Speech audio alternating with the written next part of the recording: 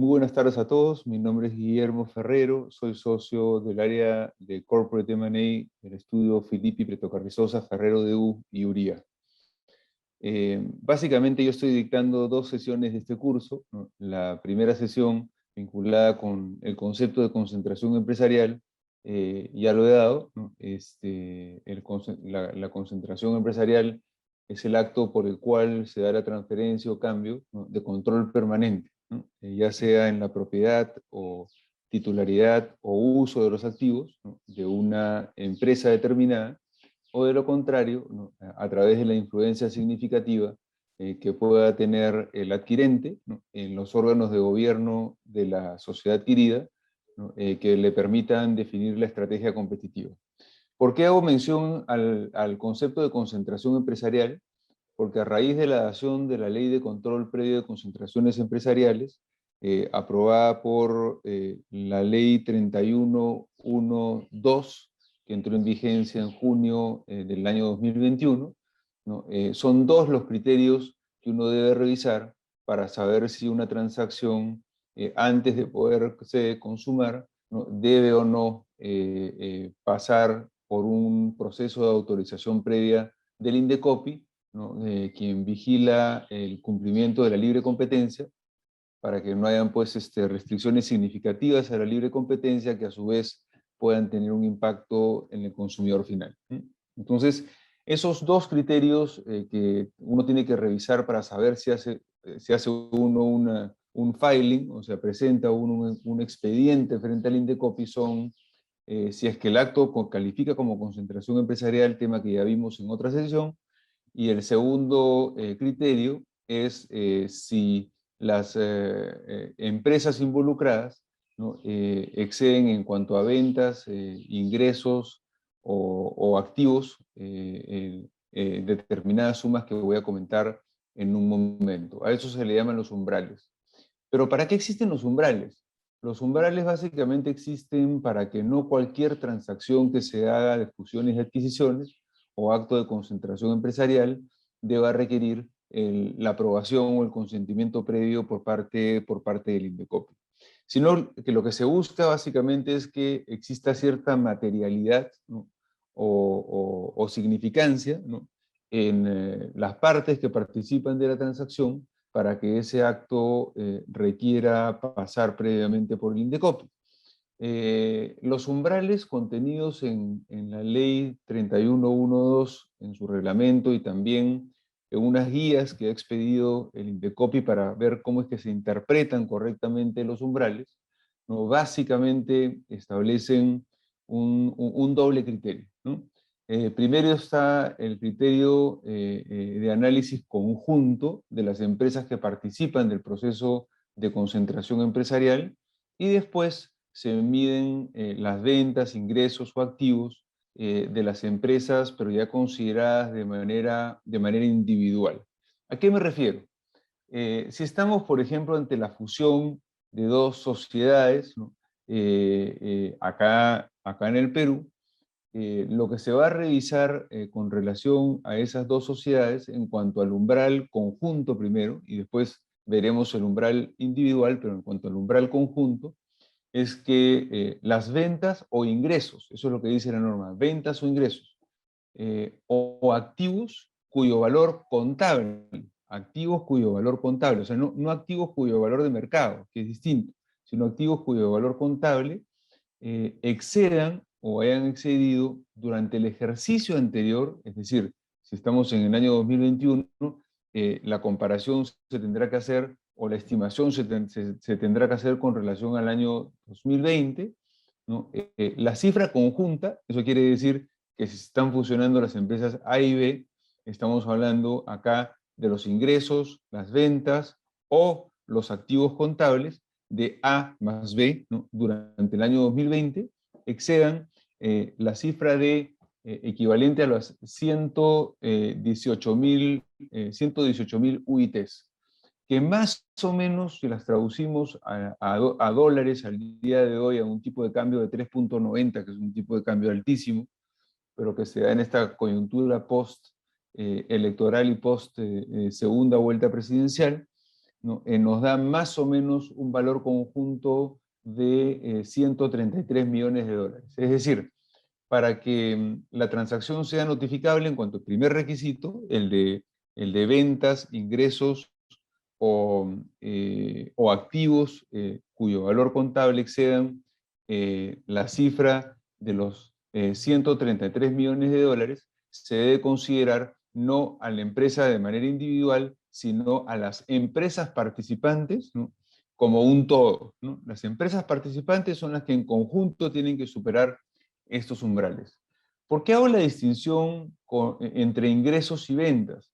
Porque el concepto de ingresos es en general un concepto bastante más extenso que el concepto de ventas. Ventas son lo que una empresa vende, ¿no? En principio.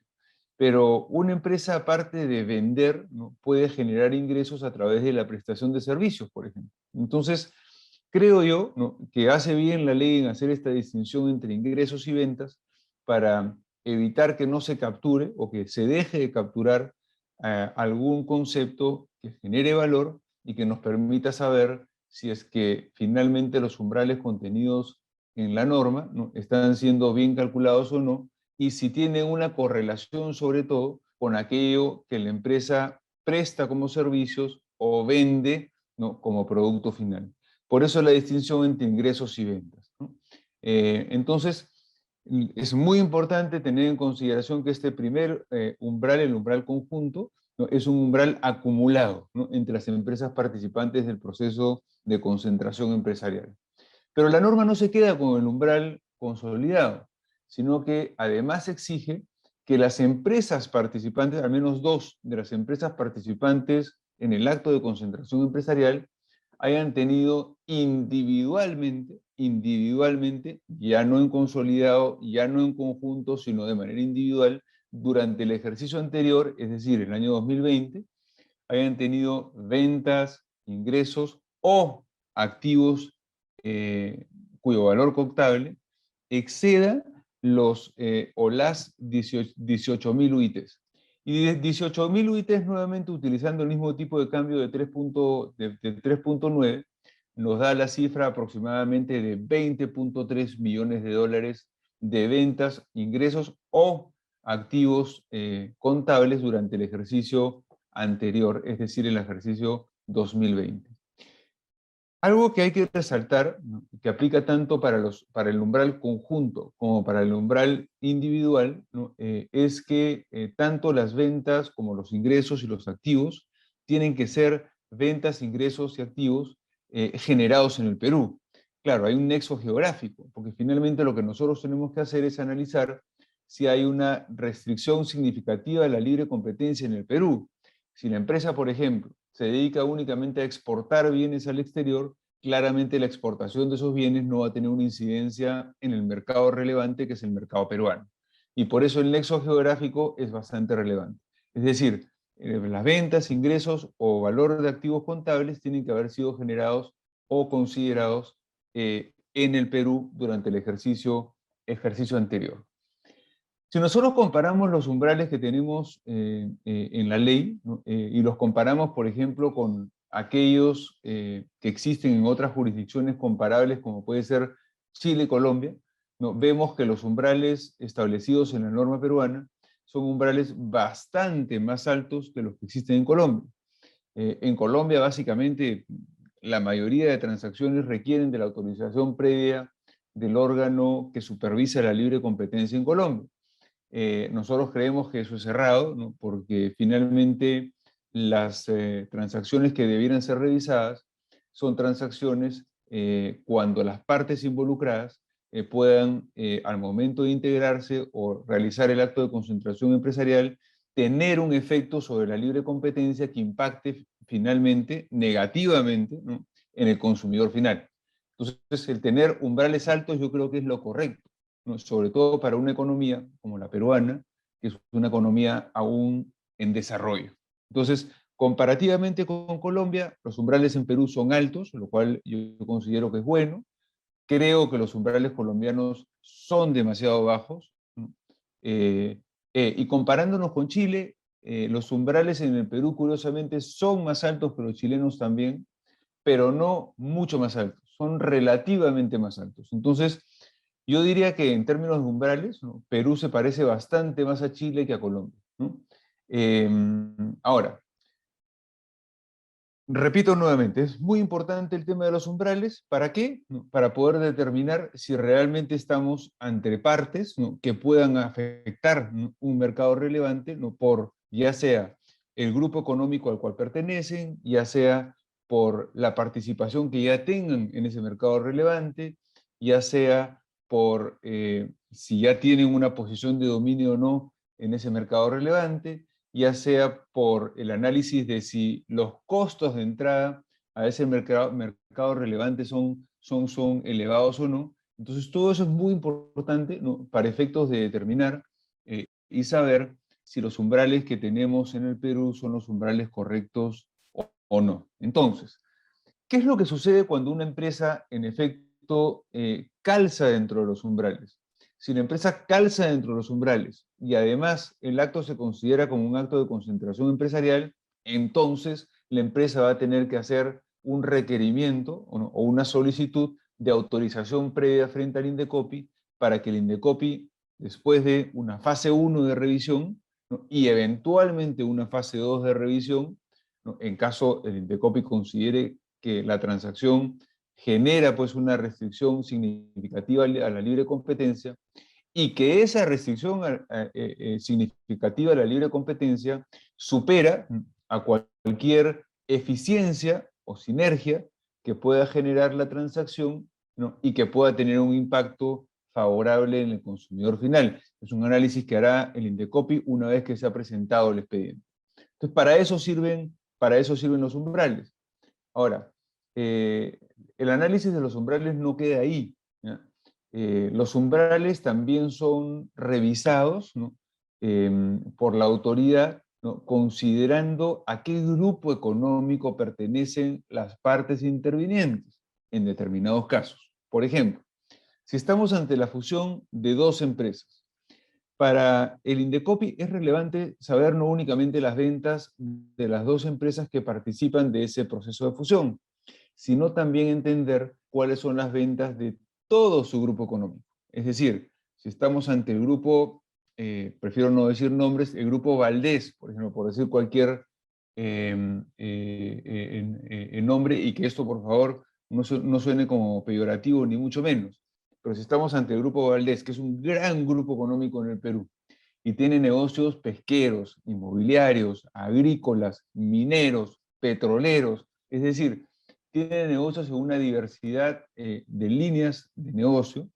Si ese grupo Valdés decide fusionarse con el grupo Galdós, por ejemplo, ¿no?, que es el otro grupo económico, ¿no?, que es el titular de la empresa B, digamos, en este ejemplo, ¿no?, habrá que analizar no únicamente las ventas de los dos negocios que se están integrando, digamos que la integración fuese del negocio pesquero del grupo Galdós y del grupo Valdés, ¿no? Entonces las ventas van a ser consideradas no únicamente como las ventas del sector pesquero, sino como las ventas o ingresos o valor de activos contables de las empresas que participan del sector pesquero en cuanto a estos dos grupos económicos, pero también las ventas o ingresos o valor de activos contables del grupo económico de cada uno de estas empresas y de estos grupos económicos. Con lo cual, la posibilidad, como ustedes comprenderán, de superar los umbrales, ¿no?, a través del concepto de grupo económico, ¿no?, hace que bastantes más transacciones puedan superar esos umbrales, porque la posibilidad de llegar a los valores de venta conjunta o de activos contables, ¿no?, conjuntos, y también en el caso de los individuales, se supera de manera extensa. Y yo, en lo personal, no estoy de acuerdo que para el cálculo de los umbrales se incorpore también a los grupos económicos. Y digo mis razones. Básicamente la razón principal, ¿no?, es que si estoy uniendo dos empresas que participan del sector pesquero, desde mi punto de vista es irrelevante si es que estas empresas tienen también, por ejemplo, un negocio petrolero. Entre el negocio pesquero y el negocio petrolero no hay ningún tipo de sinergia.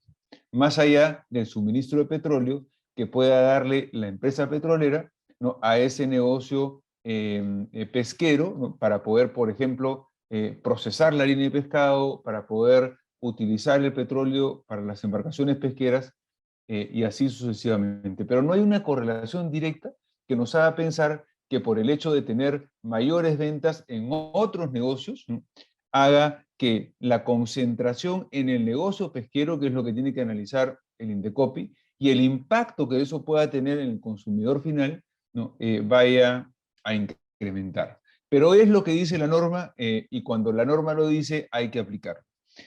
Termino esta exposición porque creo que me quedan muy pocos minutos diciendo nada más que la ley 3112, ¿no?, si bien establece este criterio de los umbrales y establece también la definición del acto de concentración empresarial, es muy importante que todos tengan en consideración que se le da o se le otorga al Indecopi, ¿no?, a la Secretaría Técnica de la Comisión de Libre Competencia, en este caso, la posibilidad de que, aun cuando ciertas transacciones no superen los umbrales, el Indecopi pueda, a través de la Secretaría Técnica, poder revisar de oficio esas transacciones para verificar si es que existe o existirá como resultado de las mismas posición de dominio, ese es el primer concepto establecido en la norma, o una afectación a la competencia efectiva. Eso es lo que dice la norma. Afectación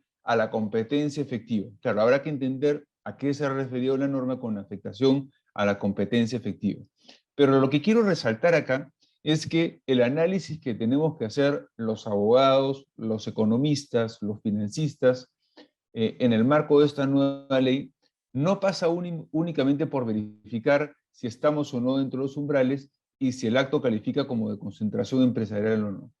Hay que hacer una revisión adicional, aun cuando no estemos dentro de los umbrales, ¿no?, para estar seguros y tener la tranquilidad de que el Indecopi, a través de la Secretaría Técnica, que dicho sea de paso, es gente muy competente, ¿no?, la gente que está al día de hoy es gente muy competente, ¿no?, no haga una revisión de oficio de la transacción, tiene un plazo de 1 año desde consumada la transacción para hacer esa revisión de oficio y eventualmente pueda solicitar que se declare pues la nulidad de la transacción por esta afectar de manera significativa o restringir de manera significativa la libre competencia.